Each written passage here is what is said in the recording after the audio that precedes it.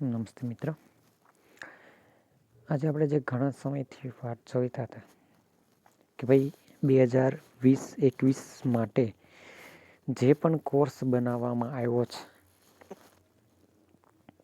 એ course કઈ રીતે બનાવવામાં આવ્યો છે, અથવા તો એની અંદર હાલો કોર્સમાં તો છૂટછાટ આપી જ, પણ હવે પછીની બ્લુ પ્રિન્ટ શું? તો આજે આપણો જે કેટલા સમયની જે રાહ હતી એ પૂરી થઈ ગઈ છે.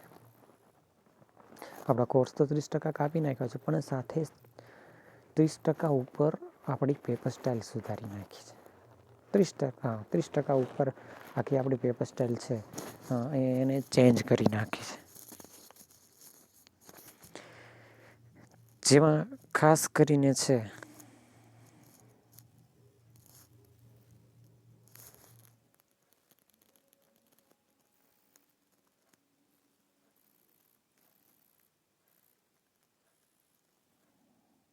નમસ્તે મિત્રો.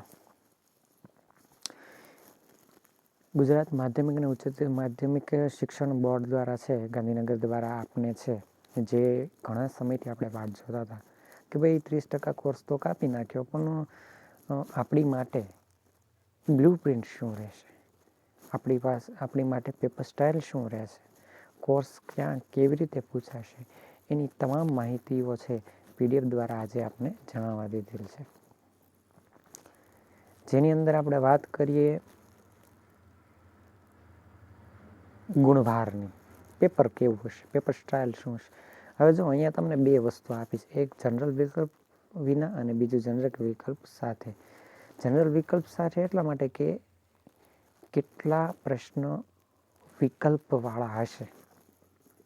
જનરલ એટલે કે જો અહીંયા એક્ઝામ્પલ જુઓ કે આ 10 માર્કનો પ્રશ્ન છે, એ જનરલ છે, એ લખવાના જ હોય, પરંતુ પ્રશ્ન કેટલા હશે એની અંદર? તો એની અંદર પ્રશ્ન 14 હશે. બરાબર, 14 પ્રશ્ન હશે. એટલે કે જનરલ વિકલ્પ સાથે છે એની અંદર વિકલ્પ પણ હશે.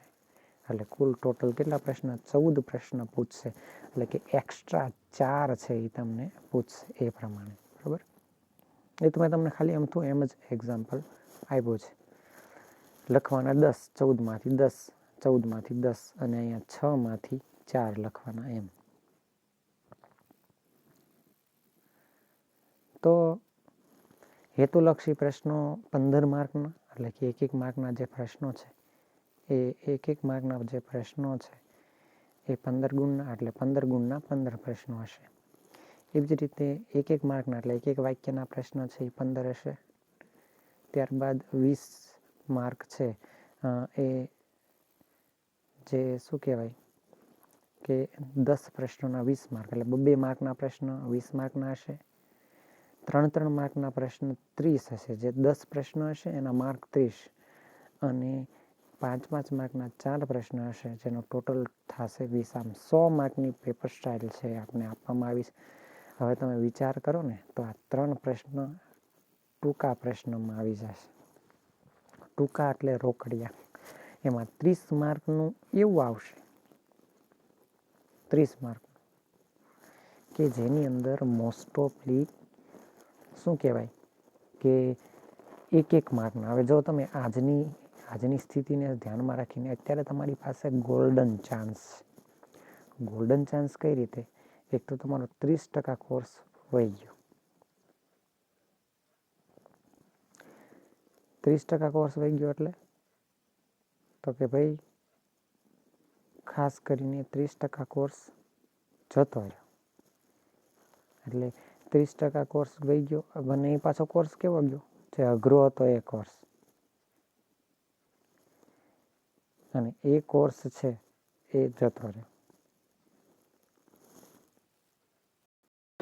તો તમારી પાસે છે 15 માર્કનો. આજથી શરૂઆત કરી દો તમે, તો દરરોજના તમે ખાલી 10 MCQ અને 10 એક માર્કના પ્રશ્ન સવારે 10 મિનિટ 5 મિનિટમાં વાંચી જવાના. એ જોઈ લીધા પછી એને એ જ વગર જવાબે ડાયરેક્ટ તમારા મનમાં વિચારીને એ 20-20ને જોવાના. આવી રીતના તમે જો કરો તો મહિનામાં એક વિષય પૂરો થાય. એટલે આપણી પાસે જાન્યુઆરી, ફેબ્રુઆરી, માર્ચ, એપ્રિલ 4 મહિના છે. આવી 5-5 મિનિટ 7 વિષયના આપો ને છતોય 1 મહિનાની અંદર બધાય વિકલ્પો બધામાં આવી રીતના જ હશે ઝાઝા ભાગે. બધા વિકલ્પો બધા 1-1 માર્કના પ્રશ્નો થઈ જાય. 3 વખત રિવિઝન થઈ જાય એટલે જ્યારે તમે બોર્ડની પરીક્ષાની તૈયારી કરો એના આગલા મહિને ત્યારે તમારે MCQ કે એટલે તમારી માટે 30 માર્ક તો રિઝર્વ. 10 માર્કના 20 માર્કના 2 માર્કના છે એ પણ નાના હોય એ પણ કવર થઈ જાય એટલે તમારે લડવાનું 50 માર્કમાં જ રહે. અને અત્યારે તમારી પાસે ગોલ્ડન ચાન્સ એ છે કે એક તો 30% કોર્સ વહી ગયો, બીજું કે પેપર સ્ટાઇલ હાવ સહેલી કરી નાખી, જાજુ 1-1 માર્કનું છે, અને ચોથી વસ્તુ એ કે ખાસ કરીને છે એ ઘણા બધા છે એ શું કહેવાય કે પેપર સ્ટાઇલ આ વખતે સહેલી પ્લસ પેપર ચેક કરવામાં હું મારું અનુમાન લગાડું તો પેપર ચેક કરવામાં પણ એ પ્રમાણે ચાલશે. એટલે તમારે ગમે એટલા પર્સન્ટેજ 10માં ભલે ઓછા આવ્યા હોય, આ પેપર સ્ટાઇલ આ કોર્સની અંદર તમે આરામથી A1 ગ્રેડ લાવી શકો. ભલે તમે સ્કૂલે ભણવા નથી ગયા 12મું છતાં. આપણે બધા વિષય થિયરિકલ છે જાજા, તો તમારે ખાલી વાંચવાનું જ છે. એક વખત સંપૂર્ણ મહેનત કરશો તો આ વખતે તમારી માટે બહુ મોટો ચાન્સ છે કે એક તો કોર્સ ઓછો, પેપર સ્ટાઇલ હા વહેલી, એક જ વર્ષ રહેવાનો છો આ વર્ષ જ, આવતા વર્ષે તો રાબેતા મુજબ જ ચાલશે. હવે આપણે પ્રકરણ વાઇઝ જોઈએ તો ખાસ કરીને છે એ સૌથી પહેલું ચેપ્ટર સંવેદન, ધ્યાન અને પ્રત્યક્ષીકરણ, શીખવાની ક્રિયા અને બુદ્ધિ. આ 3 ચેપ્ટર આપણી માટે IMP છે અને સૌથી મોટું IMP 8મું ચેપ્ટર. આ 4 ચેપ્ટરના કુલ 40 માર્ક છે.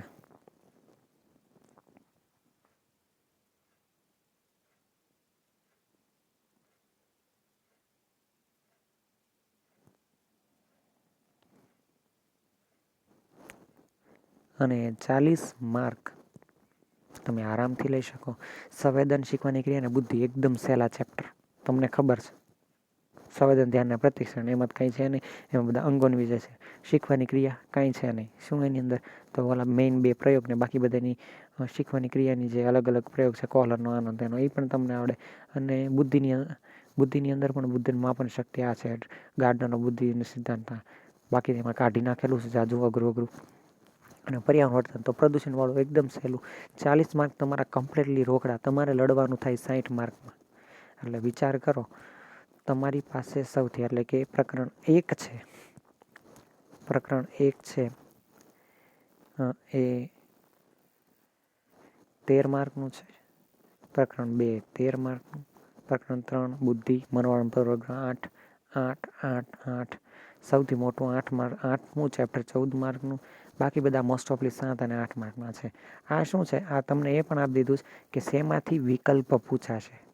તમે જુઓ આ 16 માર્કનું છે, હકીકતમાં પૂછાશે આમાંથી 13 માર્કનું, પણ જો વૈકલ્પિક પ્રશ્ન હશે તો વિકલ્પ આમાંથી પૂછાશે. એટલે એક રીતે જો આ 23 વાળા છે ને એટલે તમારે એક સમજી લેવાનું, મોટા પ્રશ્ન આમાંથી જશે 23માં, પછી એક મોટો પ્રશ્ન આમાંથી હશે. એટલે આપણા મોટા પ્રશ્ન છે એ કમ્પ્લીટલી થઈ ગયા. બરાબર. તો એ પ્રમાણે છે આખી સતત ચાલતી પ્રક્રિયા છે. એટલે આની અંદર છે એ કુલ 100 માર્કની, એટલે કે આપણે એટલો તો અંદાજો આવી ગયો કે આ 3ની અંદર છે, આ 3 છે 16 પહેલા 3 ચેપ્ટર એમાંથી મોટા પ્રશ્ન તો પૂછાવાના જ છે, અથવામાં છે એમાંથી તો આવશે જ. બરાબર. એટલે મોટા પ્રશ્નનો આપણે 3 ગોતવાના, બાકી રહ્યા 2. તમને એની અંદર કુલ છે એ 4 પ્રશ્ન પૂછશે તો એક પ્રશ્ન ગમે એમાંથી આવી શકે. એટલે મોટા પ્રશ્નનું તમારી પાસે સોલ્યુશન છે. એટલે ઝાઝા ભાગની પેપર સ્ટાઇલ તમારી પાસે છે. આપણે એની વધારે ચર્ચા કરીશું કે મોસ્ટ IMP પ્રશ્ન કયા છે, આ છે તે છે, આવનારા લેક્ચરમાં જોઈશું. પરંતુ અત્યારે આપણી પાસે છે એ આ પ્રમાણે છે. અને તમારે હવે જે કામ કરવાનું છે, એમણે એક મોડેલ પેપર આપ્યું છે. એ પહેલાં જો આપને અહીંયા આપ્યું છે કે ભાઈ 1 થી 15 પ્રશ્ન, એટલે કે 1 થી 15 પ્રશ્ન છે એ વૈકલ્પિક, એટલે 4 વિકલ્પવાળા વૈકલ્પિક પ્રશ્નો હશે. ટૂંકમાં એના કુલ 15 ગુણ હશે. એ જ રીતે છે એ 16 થી 30 વિભાગ બી, એટલે કે 1 માર્કના એક વાક્યમાં જવાબ આપો. 15 માર્કના 31 થી 44 20. મેં જ્યારે તમને કીધું એમ 14 પ્રશ્ન આપ્યા છે ને એમાંથી તમારે લખવાના છે 10 પ્રશ્નો. એવી રીતને ડીમાં પણ 14 પ્રશ્ન આપ્યા છે અને એમાંથી લખવાનો એક સીધો તમારે પહેલાં આવતા ને વિકલ્પ, એ 2 વિકલ્પ આવતા, એટલે 2 પ્રશ્નમાં વૈકલ્પિક હોય અને 2 માર્કના પ્રશ્નમાં તો વિકલ્પ લગભગ ન આવતા, ક્યારેક આવી જતા અને ક્યારેક ન આવતા. પણ અહીંયા તમને બધામાં નકરા વિકલ્પ 4 આપવાના છે. એટલે તમારી માટે અત્યારે સૌથી કહી શકાય ને એવું બેસ્ટ પેપર સ્ટાઇલ, એકદમ ફોપલી, એકદમ સહેલી અને બધી રીતના કમ્પ્લીટલી આપેલો છે. એ સિવાય ગુજરાતી માધ્યમિક અને ઉચ્ચતર માધ્યમિક શિક્ષણ બોર્ડ ગાંધીનગર દ્વારા છે એ મનોવિજ્ઞાનનું પેપર તમને આપ્યું છે અને મોસ્ટ ઓફલી આ પ્રશ્નપત્ર તમારે કમ્પ્લીટલી પાકું કરવાનું છે. મીન્સ કે આ પ્રશ્નપત્ર પહેલાં એક વખત જોઈને જવાબ ગોતીને આખું કમ્પ્લીટલી લખી નાખવાનું અને પછી થોડા સમય પછી, એટલે લખાઈ જાય પછી અમુક સમય પછી તમારે એને મૌખિક લખવાનો પ્રયત્ન કરવાનો. ઝાઝા ભાગના પ્રશ્નો છે એ આમાંથી લેવાનું કામ કરશે. મોટા પ્રશ્નો અને એ પ્રશ્નો છે એ આમાંથી ફરજિયાત લેશે.